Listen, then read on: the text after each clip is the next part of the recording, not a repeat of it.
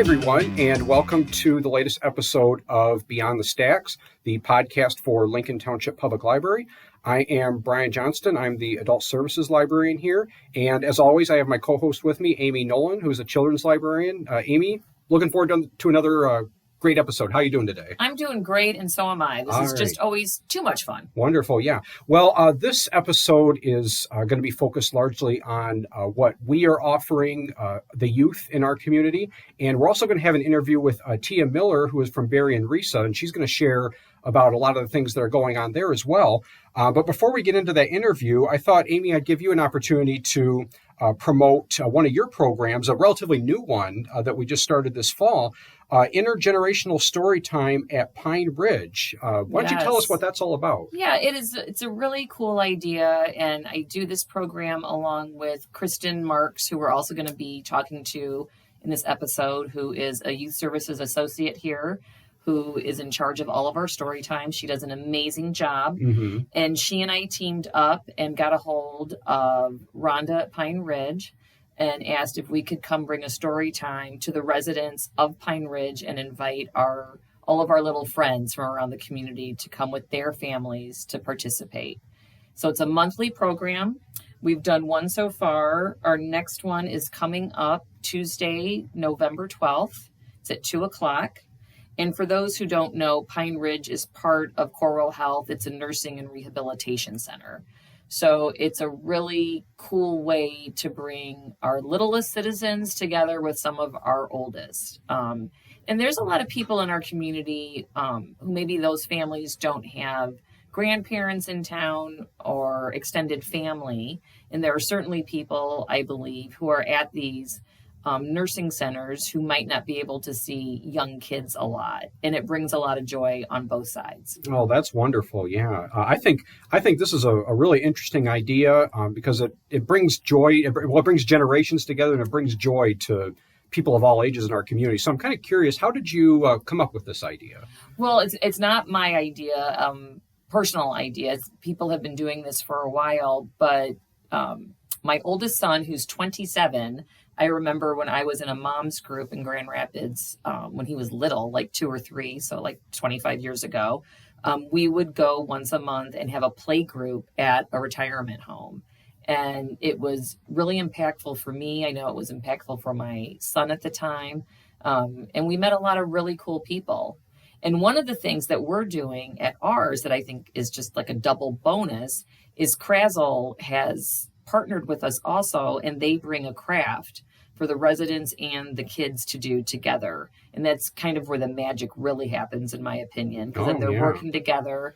And of course, the art projects that Krasl brings are just phenomenal. Last month, we painted really amazing individual clay birds and got to take those home. So, I mean, you can't beat it. Wow. And I would stress to the families listening, story time we think of, and generally we're right, it's for more of little kids, but I do think older kids would really get an appreciation out of this, especially for the art component and the meeting of the residents of Pine Ridge. Absolutely, yeah.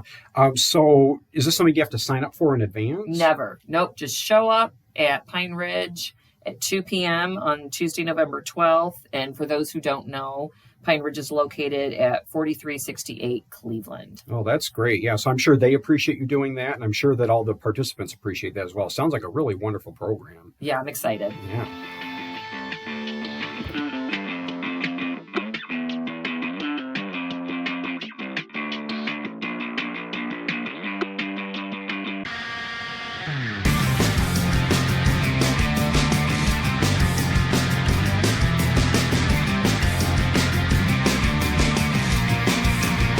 All right, let's get started with our interview today. Our guest is Tia Miller. She is the Director of Early Childhood at Berrien RESA. Tia, how are you doing today? I'm doing well, thank you. Great. We're really glad that you're here with us today.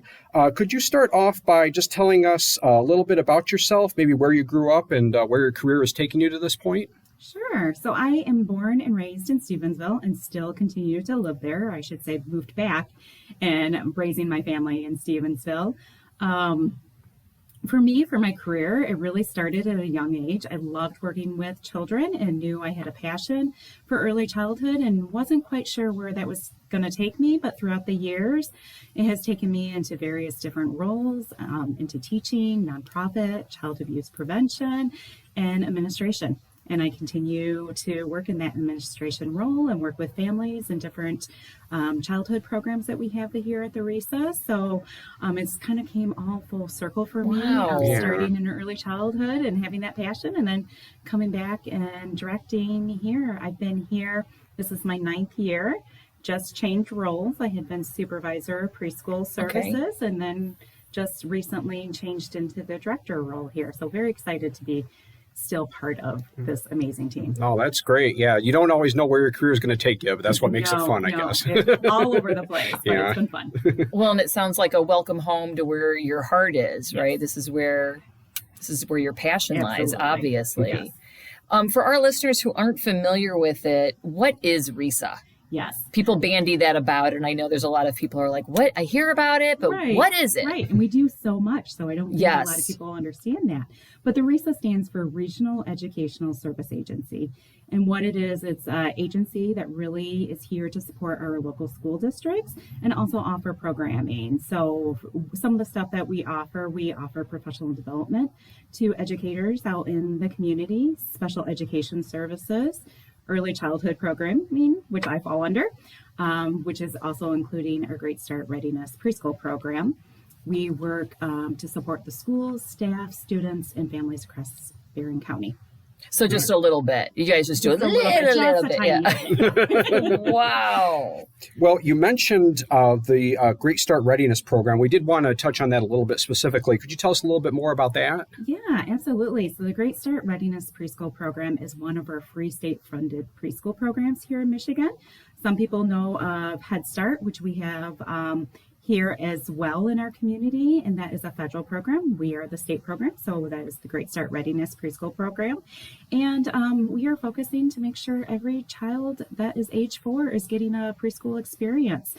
The state has changed a little shift. It has always been some income based, but we are moving to preschool or pre-K for all. So really meaning every child here in Berrien County may have an opportunity to attend preschool for free, which is really exciting right now for us. And currently, the GSRP program is overseen by our supervisor, Rachel Wade, is new to us, and she is overseeing the preschool services here at the RESA. Very cool. Right. So the readiness program is just for 4-year-olds. And it's a state program. It is a state program. And Head Start's federal. And is that for multiple ages? Yeah, Head Start does carry over into younger ages there. They have a little bit different requirements being with the federal funding sources there. And like I said, we are really concentrating on 4-year-olds, and they do see a little bit earlier children in their program. Head Start serves the lowest population of students for income, and then we were always the next income. But as the governor has promoted pre-K for all, that income is kind of coming off of that. And so eventually it'll be no income on our program here. Wow. Okay. Wow. Yeah. Wow. That'll help a lot of people. Yeah. So talking a little bit about kindergarten, we know that, when kids start going to kindergarten, that's a huge, huge change for them. So how does this program help them prepare for that? Yeah, preschool really gives them that benefit to kind of get ready and prepare for kindergarten without so many routines. I mean, there are a lot of routines, but so much structure to that. Mm-hmm. So really in preschool, we're really trying to foster that social emotional skills, building on some of their early learning experiences. You never think of literacy and math skills. Those are all learned in preschool. There's some early stages of that comes in to get them ready. We are really a play-based approach with children. There's a lot of learning that goes on into play.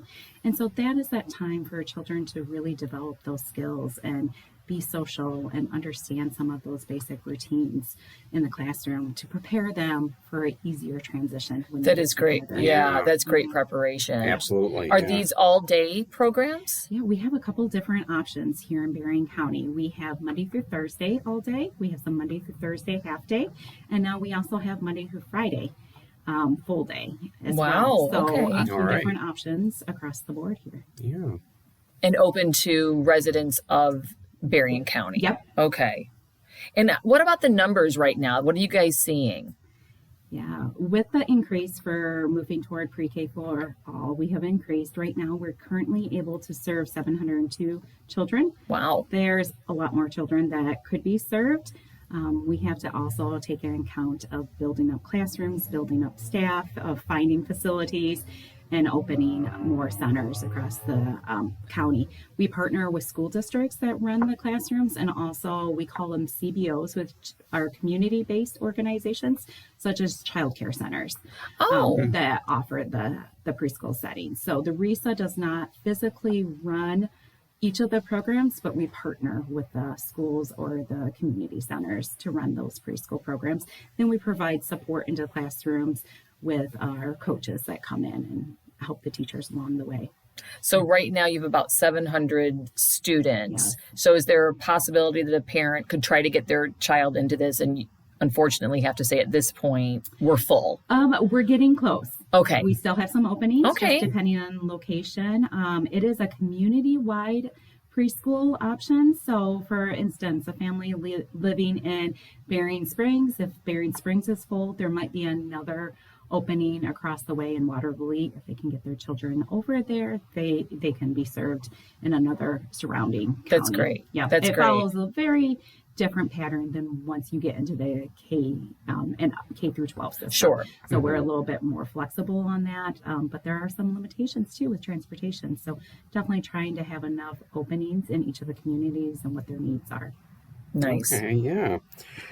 So what are some of the other resources that RESA offers the community? Could you talk a little bit about that? Yeah, here we offer quite a bit of special ed services. So we do have some facilities across Berrien County offering those services. Definitely, I've talked a little bit about the early childhood programs. We have, we go down even in ages, infants and toddlers.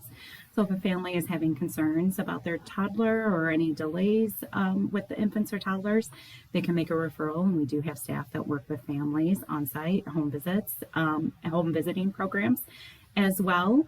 And Tia, would that be stuff like speech delay, things of that nature? Speech, or my child isn't crawling or moving, or I just have some concerns, to make sure that they call us and we check out earlier that we can provide services. The easier, sometimes they just need a little help, a little bit, there might be a slight delay, and some children need a little bit more help than that before they get into the school system. Okay, yeah. That's a great program. That's a great benefit. Oh, absolutely, yeah. So thinking about families who have preschool children, if you could give them, I know this is not an easy one, but if you could give them one piece of advice or maybe a couple pieces of advice on how to get them ready, because I know it's anxiety producing for a lot of families to get ready for this. Yeah. I think a couple different things. I think understanding the power of play is so important for kids, and letting them use their imagination and extend out that play is so important, because so much is developing at a young age.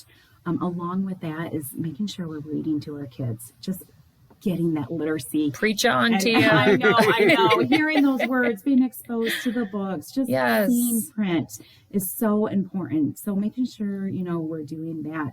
I always tell families too, don't feel pressured by the academics. There's so much that goes on in play and socialization that's so important right now. We will get there. There's all these learning things that happen that you may not even realize is going on in development. But the more that we can engage with our children, have conversations, play, let them be exposed to other children. Right. The easier they'll have that. And real engagement. Yes. With a fellow human being. Yes. You're singing my song. Yes, that's what we need. Yeah, and I'm sure that, as kids get ready for preschool and kindergarten and all that, it's probably It's tough for the kids, but I imagine it's tough for a lot of parents as well to let them go like that. It is, and we lived through COVID too, so that's even tougher. You've had your child at home, and now we're getting to those ages. We've had kids come through that didn't have that experience or missed out on some of those socializations, and they've been home with families. It is really tough, but families also have to think, what is their need? A full day program might not be the need for all families, and there's half day programs, or they might be doing some amazing things at home too, to keep up those skills and get ready for school readiness. I really like your thrust though about play, because I think that's missed a lot now. We're so into academic benchmarks, and we can get all the stats that we want on when a child should be doing something, which can be very informative also, but that's how they learn. They learn through play and hands-on and mimic what the parent is doing. So that's wonderful. Oh, yeah. And of course, we are looking at children when we're in the preschool classroom. We are looking at certain benchmarks and making sure kids are getting exposed to what they need to be ready for school readiness. But as a parent, just to engage in that play at home is so important. That is great. Wonderful. So for anybody out there that wants to learn more about what you have to offer, what are some of the best ways to get in touch with you? Yeah, we have a very interactive website, so I would encourage them to definitely go to berrienresa.org. They can also call us if they cannot find what they're looking for or they just want to talk to someone. Our main number is 269-471-7725. They can ask specifically for the early childhood department, and they'll get passed to me or one of the other supervisors, and we'll be thrilled to help them and walk through some of the programming. One thing I failed to say is we have a lot of play groups that go on throughout the community.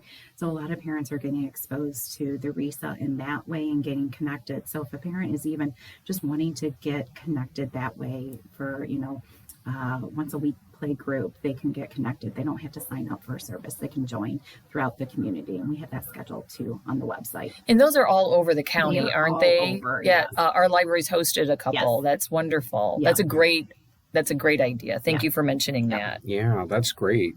Tia, we really appreciate the time you took with us today. I think our listeners learned a lot of great stuff, and once again, thank you so much. We really appreciate your time. It means a lot. Thank you so much. Yeah. Thank you, Tia.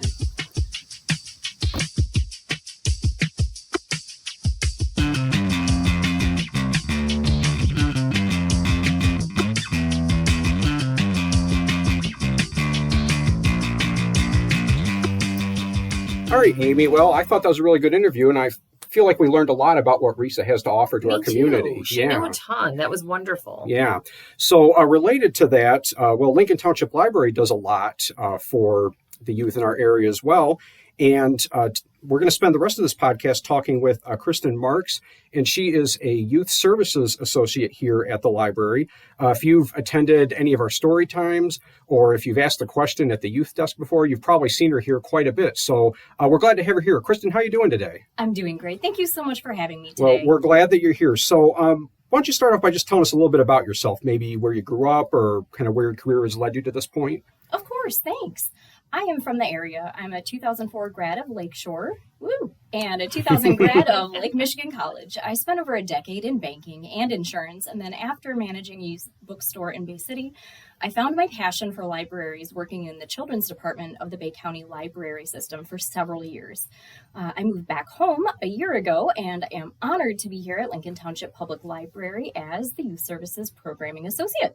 Well, and we're thrilled to have you. Yeah, I know a lot of people love coming to your programs and talking to you. So. And we were just joking. You are the queen of Storytime. It is so true. Her tiara is on right now. No one can see it. Kristen, could you give us a brief overview? I know that you do so much, but of all the Storytime programs that we offer here at the library. Absolutely. We offer toddler tales on Tuesdays at 10:30. Love the alliteration. Geared for littles 18 months to 3 years old. Baby bouncers for newborns to 18-month-old. And Pajama Jam, which is an exciting evening story time for all ages. And for those story times, we do songs, 2 to 3 books, some interactive fun items like puppets and flannel boards, and of course, early literacy information presented in an engaging way. We're also offering an additional all ages story time at Pine Ridge, and it includes the same elements of our other story times, but with the added benefit of meeting new friends. We've partnered with Pine Ridge and Krasel Art Center, which is providing a guided craft for all ages, and we're so excited to offer this unique opportunity for smiles and learning in our area. Of course, all of the details for our programming are on our website and in our fancy schmancy glossy newsletter. All right. That's awesome. You're doing a lot of stuff, covering a lot of different age groups too, which I think is wonderful. But why don't you tell us a little bit more about what are some of the benefits that you see with children when they come to these events? Absolutely. There are so many benefits, not only for the children, but for the caregivers. First, it's free. It's a free resource for our communities. Next, it provides a safe space for learning and developing motor skills, enhancing language comprehension, fostering early literacy skills, and igniting imagination and cultivating a love of reading and books. All of this is happening in a fun environment where caregivers and their littles can bond with each other, peers, and their community. It's something really cool to It's witness, great. isn't it? Yeah, Oh I've sat in on a lot of these. I've even ran a couple myself. The kids have a ton of fun. They always do. Yeah, as do the parents and the librarians, Yep. I think. We sure do. Kristen, how important do you think it is for parents to be involved in the early educational development of their kids? Oh my gosh, it is so important. It is so very important. Early learning shapes futures. Parents and caregivers are their children's first teachers, and they have an amazing opportunity to nurture their child's growth and development. Family engagement and involvement lays a strong foundation for future learning and success, not only academically, but with socioeconomical development and overall well-being. Actively engaging in activities like reading, playing, singing, and just talking stimulate a child's brain development and leads to a lifelong learning love. No, that's great. They're having fun, but they're learning at the same time. You can't beat that. Exactly. Me too. Exactly. Well, a lot of people are probably wondering, so I want to bring my kid to one of these. Do you have Sure. to sign up, or what's the process for that? Oh, great question. Nope, you don't have to sign up. All of our story times are open to all, and no registration is required unless it's noted on our website. We encourage families of all shapes and sizes, including grandparents, etc., to participate as they're able with their little one at story times and enjoy the fun and learning together. For All sure. right, yeah. So, Kristen, what's your favorite part? I know it's hard, but what's your favorite part of what you do here at the library? I mean, can I say everything? You can. No, I can't say everything. Oh, fine. Well, you Okay. can, but you got to give another answer too. Fine. Okay. I guess, in all honesty, it's watching the journeys of our little ones and their families as they grow and learn, use our space, and use us as humans as resources for encouragement, empowerment, and education, not only with each other in their families, but in their world. Watching a human of any age learn and grow as a unique and special individual is such an amazing thing to witness, and I cherish it so much. Yeah, well, it sounds like you have a lot of passion for it, which is wonderful. Mm-hmm. So just to kind of wrap up here, obviously we see a lot of kids and parents and grandparents come to these events, but a lot of the parents are going to want to continue to be reading to their children or have their children read at home, after they come to these events. So what advice would you have for parents to keep their children reading even after they leave the library? That's a great question. Keeping reading fun is so important. So starting early is also important, but start where you are, wherever your child is. Making reading a part of your daily routine with either interactive board books for babies or pointing at pictures and taking turns with your toddler turning pages is a great way to start. Many littles like books at nap time or bedtime. Asking the child questions and making the experience as interactive as possible, such as counting objects on the page, can make it more fun. Also, I, from experience, know this one, rereading their favorites can help a child learn through repetition. So having them tell you their version of the story or have them make one up as you turn the page might also be a good way to do that. Setting the example and letting them see you reading can help foster the curiosity and habit of reading by making it memorable and enjoyable. Yeah, those are some Fantastic. great points. Yeah, very helpful. Yeah. Well, Kristen, we really appreciate you taking a little bit of time to talk with us today. Like I said, I know a lot of families love coming to these events, and hopefully we'll keep getting some new ones as well. And Amy, I had fun once again. Let's keep doing it. Okay, you want to? Yeah. All right, let's do it. All right. Well, thank you, everybody, for listening. We really appreciate it. Hope you have a good rest of your day.